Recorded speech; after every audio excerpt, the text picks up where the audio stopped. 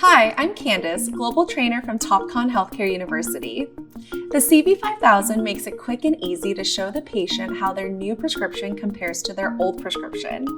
Once the refraction has been completed, press the Final Memory button, which will duplicate the subjective refraction and name it the final data.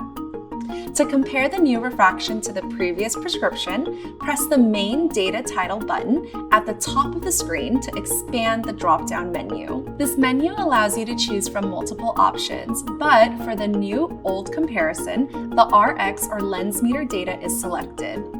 Other options include unaided for patients who have not previously worn glasses, old data to compare with the patient's last prescription if this differs from their current spectacles, scotopic data, which is the patient's refraction optimized under low light conditions, or one of the custom memory values, which could be used for an intermediate distance refraction, for example.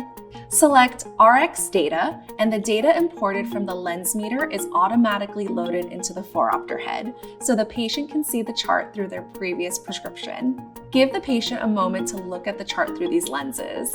Then, use the drop-down menu again to select Final Data. This will load the patient's new prescription into the phoropter head. You may want to switch back and forth between the two options. The patient will be able to immediately appreciate any difference between the old prescription and the new one.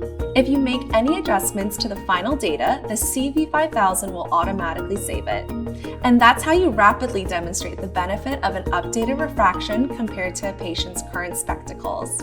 For more information on the CV-5000 Digital Phoropter system, please visit Topcon Healthcare University.